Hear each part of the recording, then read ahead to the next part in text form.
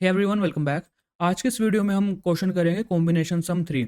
ये जो क्वेश्चन है, जो हमने कॉम्बिनेशन क्वेश्चन किया था, बिल्कुल वैसा ही है। बहुत इजी क्वेश्चन है। तो क्वेश्चन को समझते हैं क्या है। ठीक है, अगर आपने वो कॉम्बिनेशन वाला क्वेश्चन नहीं देखा तो प्लीज़ पहले उसको जाके देखिए। ठीक है, काफ़ी इजी क्वेश्चन था वो। अब मैं ये भी समझा देता हूँ आपको ये कैसे होगा। सबसे पहले क्या है, find all the valid combination of के नंबर्स।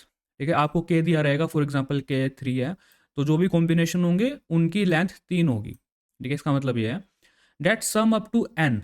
एक एन भी दिया जाएगा, और जो भी कॉम्बिनेशन होंगे उनका जो सम होगा वो एन के इक्वल होगा, जो कि आपका टारगेट होगा। टारगेट सोच लो इसको, टारगेट के इक्वल होगा 7। 4 + 2 + 1 7। यहाँ पे के 3 था, N 9 था, तो यहाँ पे 3 आ गया आपके पास। 1 2 6 1 3 5 2 3 5 2 3 4। ठीक है, और यहाँ पे क्या है, only numbers 1 through 9 are used. 1 से लेकर 9 तक ही आप नंबर यूज कर सकते हो, और हर एक नंबर को आप एक ही बार यूज कर सकते हो। यहाँ पे है return all the list of possible valid combination. The list must not contain same combination twice. ठीक है, एक कॉम्बिनेशन 2 बार नहीं होना चाहिए। एंड द कॉम्बिनेशन में भी रिटर्न इन एनी ऑर्डर, किसी भी ऑर्डर में आप अपने कॉम्बिनेशन को रिटर्न कर सकते हो। तो काफ़ी इजी क्वेश्चन है। ठीक है, तो इसको समझते हैं। मतलब आप नंबर्स जो हैं वो 1 से लेकर 9 तक कोई भी यूज़ कर सकते हो। ठीक है, फॉर एग्जाम्पल ये पहले एग्जाम्पल देखते हैं। k = 3 एंड टारगेट दे रखा है 7। ठीक है, k = 3 और जो टारगेट है इज इक्वल टू दे रखा है 7। वैसे इन्होंने n लिखा हुआ है, टारगेट बोल रहा हूँ मैं, ज़्यादा अच्छा समझ आएगा आपको। अब यहाँ पे करना क्या है, देखो। आप फॉर एग्जांपल सबसे पहले आपके पास एक एम्प्टी अरे हुआ। ठीक है, आप इसमें 9 तक डिजिट्स ऐड कर सकते हो। ठीक है, और एक चीज़ और, अभी 1 से लेकर 9 की जगह समझने के लिए हम ऐसा सोच लेते हैं, 1 से लेकर 4 तक आप नंबर यूज़ कर सकते हो। ठीक है, तो जान के मैंने छोटा कर लिया ताकि समझा इतना बड़ा डायग्राम ना बने। तो आप क्या कर सकते हो, आप 1 ऐड कर सकते हो अपने कॉम्बिनेशन में, आप 2 ऐड कर सकते हो अपने कॉम्बिनेशन में, आप 3 ऐड कर सकते हो अपने कॉम्बिनेशन में, एंड आप 4 ऐड कर सकते हो अपने कॉम्बिनेशन में। समझ रहे हो। अब सबसे पहले आपका k = 3 था। जब आप एक बार ऐड कर दोगे तो k = रह जाएगा 2। के को हम कम करते रहेंगे ना, ताकि जब हमारा k 0 हो जाए तो इसका मतलब हमारे पास अरे बन चुका है जिसकी लेंथ 3 है। हम उसके बाद आप आगे अपना काम नहीं करेंगे। मैं समझाता हूँ आपको क्या क्या कह रहा हूँ मैं। ठीक है, यहाँ पे और चीज़ें लिख देते हैं। यहाँ पे जब हमने कॉम्बिनेशन ओपन किया तो किस किस के लिए ओपन किया, 1 2 3 4 के लिए अपने अपनी ब्रांचेज ओपन कर ली। ठीक है, अब यहाँ पे हम क्या कर सकते हैं, फर्दर आगे क्या काम कर सकते हैं। यहाँ पे 2 3 4 के लिए ब्रांच ओपन कर सकते हैं। यहाँ पे हम 1 के साथ 2 ऐड कर सकते हैं, हम 1 के साथ 3 ऐड कर सकते हैं, 1 के साथ 4 ऐड कर सकते हैं। 2 के साथ हम क्या कर सकते हैं, हम 2 ब्रांचेस यहाँ से भी ओपन कर सकते हैं। 2 के साथ हम 3 ऐड कर सकते हैं, एंड 2 के साथ हम 4 ऐड कर सकते हैं। समझ रहे हो। और यहाँ पे जो टारगेट है ना, उसको ध्यान से देखो।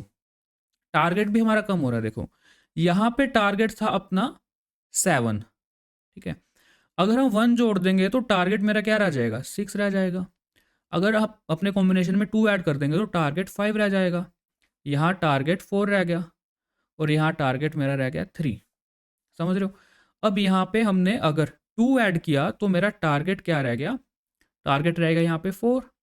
3 ऐड किया तो मेरा टारगेट रहेगा यहाँ पे 3। अगर मैंने 4 ऐड किया तो यहाँ पे मेरा टारगेट रह गया 2। ऊपर टारगेट 6 था तो टारगेट कम होता जा रहा है, देखो। और 5 था यहाँ पे टारगेट, मैंने 3 ऐड किया तो यहाँ पे क्या टारगेट रह गया, यहाँ पे टारगेट रह गया इसका 2। और यहाँ पे इसका टारगेट 5 था, यहाँ पे टारगेट मैंने 4 और ऐड कर दिया। ठीक है, तो टारगेट यहाँ पे रह गया 1। तो कुछ इस तरह से ये काम हो रहा है। ठीक है, अब आगे नीचे और ब्रांचेस ओपन कर लेते हैं। ठीक है, अब यहाँ पे 1 और 2 है। ठीक है, अब आगे और ब्रांचेस ओपन कर सकता हूँ मैं, बट यहाँ पे अपना के की वैल्यू भी 1 हो गई। ठीक है, इस जो ये पूरी इन सब के लिए, ये जितने भी थे इन सब के लिए मेरे पास के क्या था, 2 था। इन सब के लिए के क्या है मेरे पास, 1 हो गया। मैं के की वैल्यू को कम करता जाऊंगा, समझ रहे हो। और यहाँ पे जो 3 है ना, इसकी भी एक ब्रांच ओपन कर ही लेते हैं यहाँ पे, क्योंकि 3 के साथ हम 4 ही ऐड कर सकते हैं। तो कलर चेंज हो गया। 3 के साथ भी हम क्या ऐड कर सकते हैं, 4 ऐड कर सकते हैं, 3 4। और यहाँ पे जो टारगेट है वो 0 हो चुका है, बट हमें ये चाहिए नहीं, हमें ये चीज़ नहीं चाहिए। हम सिर्फ उसी को कंसीडर करेंगे जब हमारा के 0 होगा। टारगेट भले ही 0 हो गया हो, हमने इसको कंसीडर ही नहीं करना, हमने इसको कंसीडर ही नहीं करना। क्योंकि ये 2 लेंथ है इसकी, जिसकी लेंथ 3 होगी जिस अरे की, हम उसको कंसीडर करेंगे। अब नेक्स्ट फेज में जो हमारे पास अरे बनेंगे उनकी लेंथ होगी 3, ठीक है। अब ये इंडेक्सेस थे ना, 1 के बाद 2 3 4 ऐसे ऐड कर दिया हमने। हम क्या कर सकते हैं, अब इसमें 2 के साथ 3 ऐड कर सकते हैं और 4 ऐड कर सकते हैं। तो 1 2 के साथ हम 3 ऐड कर सकते हैं एंड 2 के साथ 4 ऐड कर सकते हैं। अब देखो, यहाँ पे टारगेट था 4, हमने ऐड कर दिया 3, तो यहाँ पे टारगेट रह गया 1। यहाँ पे टारगेट था 4, हमने 4 ही ऐड किया तो target 0। This is one valid answer, ठीक है। आगे चलते हैं। यहाँ पे 1 3 के साथ मैं क्या ऐड कर सकता हूँ, सिर्फ 4 ऐड कर सकता हूँ। यहाँ पे टारगेट -1 हो गया, हमारे किसी काम का नहीं है। यहाँ पे और आगे मैं कुछ ऐड नहीं कर सकता, ठीक है, क्योंकि 1 से लेके 4 तक ही यूज़ कर सकता था मैं, तो वो आगे मैं कुछ ऐड नहीं कर पाऊँगा। हाँ, यहाँ पे 2 3 4 के साथ मैं यहाँ पे 2 3 एंड 4 ऐड कर सकता हूँ। टारगेट 2 था, यहाँ पे टारगेट नेगेटिव में चला गया, ठीक है। टारगेट 2 था, यहाँ मैंने 4 ऐड किया, टारगेट नेगेटिव में चला गया 2। यहाँ पे 2 4 के साथ कुछ ऐड नहीं कर सकता, कुछ ऐड नहीं कर सकता, तो एक वैलिड आंसर मिल गया मेरे को। बट हमने क्या सोचा था कि मैं 1 से लेके 4 तक नंबर यूज़ कर सकता हूँ। अगर 1 से लेके 9 तक करता तो भी एक ही आंसर आता, बट हमारा ट्री बहुत बड़ा बन जाता, तो इसलिए मैंने छोटा एग्जाम्पल लेके आपको समझाया। और यहाँ पे एक जो चीज़ देखने वाली वो ये है कि यहाँ पे अपना k इक्वल्स टू 0 कर देंगे हम नेक्स्ट स्टेप में, और यहीं पे जब हम हमारा k इक्वल्स टू 0 होगा, यहीं पे हमें आंसर मिलेंगे, यहीं पे हमें आंसर मिलेंगे। k इक्वल्स टू 0 में कब आएंगे, जब k इक्वल्स टू जब 1 होगा तब हम इसमें ऐड करेंगे, उसके बाद हम जो कॉल करेंगे वो k इक्वल्स टू 0 के लिए होगी। जब k इक्वल्स टू 0 के लिए कॉल करेंगे हम, तब हमारे पास ये 3 चीज़ें होंगी। ये बन के कहाँ से आ रहा है, यहाँ से बन के आ रहा है मेरे पास ये चीज़ें, समझ रहे हो। तो यहाँ पे k इक्वल्स टू 0 में हम रिटर्न लगा देंगे अपना, समझ रहे हो। मतलब पहले k इक्वल्स टू 3 था जब फर्स्ट टाइम पे फंक्शन कॉल हुआ, फिर k इक्वल्स टू 2 हो गया, फिर k इक्वल्स टू 1 हो गया, फिर k इक्वल्स टू 0 हो गया। अब इसके बाद हम आगे कुछ काम नहीं करेंगे, समझ रहे हो मेरी बात, आगे हम कुछ नहीं करेंगे। अब इसका कोड लिख लेते हैं एक बार। गाइस, डीएसए के साथ साथ डेवलपमेंट स्किल्स बहुत इंपॉर्टेंट है। डेवलपमेंट के लिए आप हमारी वेबसाइट codeproc.com पे जाके विजिट कर सकते हैं। आप मेरा रिएक्ट का कोर्स चेकआउट कर सकते हैं और हमारा बैकएंड का कोर्स जैंगो चेकआउट कर सकते हैं। आपको इजी टू अंडरस्टैंड लैंग्वेज में, इन टेक्नोलॉजी में इन डेप्थ नॉलेज हो जाएगी अगर आप इन कोर्सेज को फॉलो करोगे। तो आप इनका करिकुलम जाके देख सकते हैं, ठीक है। करिकुलम जाके देखेंगे तो आपको समझ आएगा कि कितना सही डिज़ाइन किया हुआ है हमने इस कोर्स को, जिससे आपका टाइम भी वेस्ट ना हो और पूरी की पूरी नॉलेज भी आपको मिल जाए, ठीक है। इंटरव्यू क्वेश्चन से लेके प्रोजेक्ट्स तक आपको सब कुछ देखने को मिलेगा। और अगर आप इन कोर्स को फॉलो करोगे, आई गारंटी यू गाइस, आपको बहुत फ़ायदा होगा इन कोर्सेज़ का। ईजी टू अंडरस्टैंड लैंग्वेज में आपको इन डेप्थ नॉलेज और शायद किसी कोर्स में ना मिले, तो इसलिए मैं कहूँगा कि आप इन कोर्सेज़ को एक बार सिलेबस देखें और देन उसके बाद एनरोल कीजिए इन कोर्सेज़ के अंदर, ओके। एंड अब आगे बढ़ते हैं। अब एक बार मैं इसका कोड लिख के दिखाता हूँ आपको। फॉर एग्जाम्पल, मैं फंक्शन बनाऊंगा बैक ट्रैक के नाम से, ठीक है। एज इनपुट लेगा एक के एंड टारगेट, एक आउटपुट अरे भी होगा मेरे पास, एंड एक टेम्प अरे होगा जो बाय डिफॉल्ट क्या रहेगा, एम्प्टी अरे। और क्या रहेगा मेरे पास, स्टार्ट, जो कि 1 से स्टार्ट होगा, क्योंकि मेरे को 1 से लेके 9 तक ही तो लाइक सेलेक्ट कर सकता हूँ मैं नंबर्स, तो स्टार्ट क्या होगा, 1 होगा। अब बेस कंडीशन क्या है, इफ़ के इक्वल्स टू 0, जब के 0 हो गया, मुझे पता है आंसर मेरे को वहीं से मिलेगा, बट मुझे उसके आगे ब्रांचेस भी नहीं खोलनी। अगर मैं ब्रांचेस ओपन नहीं करनी मुझे, तो मैं यहीं पे एक बार रिटर्न लगा दूंगा, ठीक है। और मैं क्या कर सकता हूँ यहाँ पे, और यहाँ पे अगर मेरा टारगेट, मेरे को क्या मिल गया, 0, हम मैं टारगेट माइनस करता हुआ आऊँगा ना, यहाँ से 7 था, जब मैंने यहाँ पे 1 ऐड किया तो टारगेट 6 हो गया, तो मैं टारगेट माइनस करता आऊँगा, तो बेस कंडीशन में टारगेट जब मेरे को 0 मिलेगा वो मेरा आंसर होगा ना। तो मैं क्या करूँगा, इस टाइम पे आउटपुट अरे डॉट पुश, यहाँ पे क्लोन करने के लिए 3 डॉट और टेम्प अरे की कॉपी बना के मैं ऐड कर दूंगा, सिंपल। तो ये मेरी बेस कंडीशन हो गई। अब फोर लूप चलानी है, तो फोर लूप तो सिंपल है, I equals to start, I should less than और इक्वल टू 9, मुझे क्योंकि 1 से स्टार्ट होके 9 तक ही तो जाना है, और यहाँ पे आई प्लस प्लस। और मुझे करना क्या है, यहाँ पे आई तो ऐड करना है अपने टेम्परे में, तो टेम्परे डॉट पुश आई ऐड कर दिया। उसके बाद बैक ट्रैक करना है, जब मैं नेक्स्ट लाइन नेक्स्ट लाइक सबसे पहले मैं यहाँ पे था, उसके बाद जब मैं यहाँ पे आऊँगा तो क्या होगा, तो k-1 भी तो करूँगा ना, तो k-1 कर दूंगा मैं, k-1। और यहाँ पे टारगेट, टारगेट क्या होगा, टारगेट माइनस आई।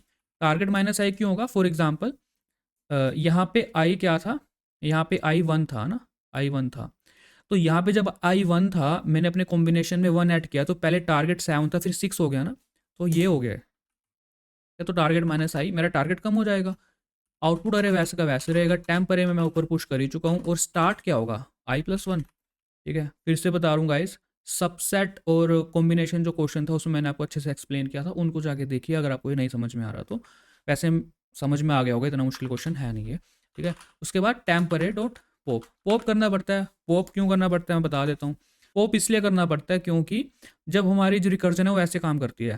ठीक है, हम पहले बिल्कुल डेप्थ में जाते हैं लेफ्ट में। ठीक है, फॉर एग्जांपल हम लास्ट में पहुंच गए, उसके बाद हमारी एग्जीक्यूशन जाएगी यहाँ पे, उसके बाद हमारा ट्री ओपन होगा, फिर ये खत्म होगा, फिर हम ऊपर जाएंगे, फिर यहाँ से अगली ब्रांच निकलेगी। तो ऐसे काम करते हैं रिकर्जन। एक डेप्थ फर्स्ट सर्च होता है यहाँ पे। ठीक है, डेप्थ फर्स्ट जाते हैं हम। तो यहाँ पे क्या होगा, अब हमारे इस केस में क्या होगा, यहाँ पे 1 2 3 था। ठीक है, अब यहाँ पे हमने 3 ऐड किया था, पर हमें अगर 1 2 4 बनाने के लिए हम पहले यहाँ पे जाएंगे। जब पहले यहाँ पे जाएंगे तो 1 2 3 में से 3 हटाना पड़ेगा, तो इसलिए हम यहाँ पे पॉप करते हैं। सिंपल। अब अब इसको रन करके देखते हैं। ठीक है, एक आउटपुट एरे बना के देख लेते हैं। ठीक है, और यहाँ पे मैं क्या करता हूँ, आउटपुट एरे बनाने के लिए आउटपुट एरे बना लिया मैंने। अब बैक ट्रैक को कॉल कर देता हूँ। फॉर एग्जांपल के हो गया मेरा 3, टारगेट हो गया मेरा 7, और यहाँ पे आउटपुट एरे में आउटपुट एरे पास कर देते हैं। बाकी सबकी तो मैंने वैल्यू दी हुई है। और यहाँ पे console dot log output array कुछ इस तरह से। अब देखते हैं इसको रन करके रन हो रहा है या नहीं। तो 1 2 4 आंसर सही आ गया मेरा। ओके, एक इसमें एक चीज़ और कर सकते हैं हम।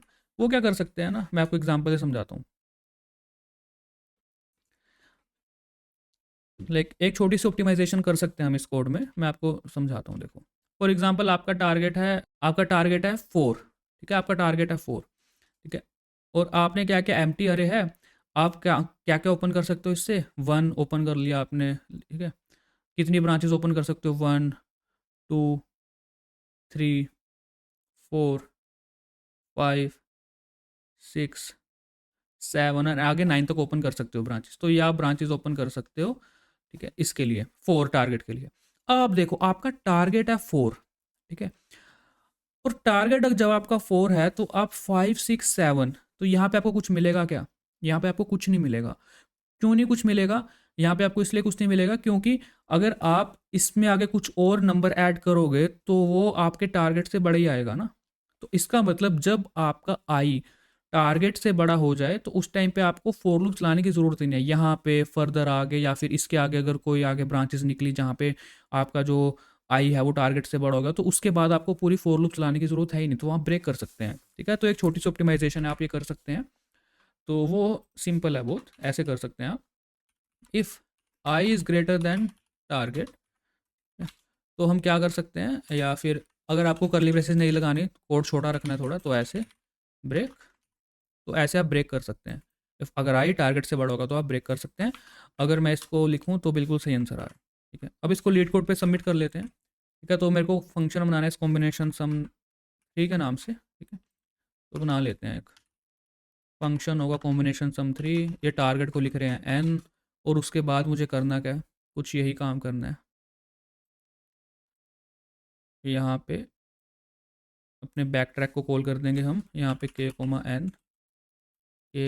n पास करके आउटपुट अरे पास करके आउटपुट अरे को हम क्या कर देंगे, रिटर्न कर देंगे।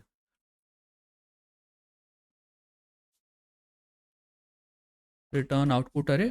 और अगर आप चाहो तो इस बैक ट्रैक को इसके अंदर भी बना सकते हो। तो इसके अंदर बना लिया आपने बैक ट्रैक को। एंड अगर मैं इसको रन करके दिखाऊं यहाँ पे, तो रन करते हैं पहले, सही आंसर आना चाहिए। आंसर सही आ रहा है। ठीक है, और ये देखो, और सबमिट करते हैं। अब सही आंसर आना चाहिए अपना। ठीक है, सही आंसर आ रहा है। और मैं बार बार कहता हूँ कि इस पे मत जाना इसके कि कितने % आपका कोड अच्छा है। ठीक है, इससे अच्छा तो आप कोड खोल के देख लेना, बट इसके इस ग्राफ पे मत जाना। फॉर एग्जांपल मैं मल्टीपल टाइम सबमिट करूँगा तो मल्टीपल आपके जो आंसर हैं वो आ सकते हैं। देखो, अब पहले से बेटर आ गया। ठीक है, it doesn't matter. I hope आपको समझ में आ गया होगा क्वेश्चन। अब मिलते हैं नेक्स्ट वीडियो में।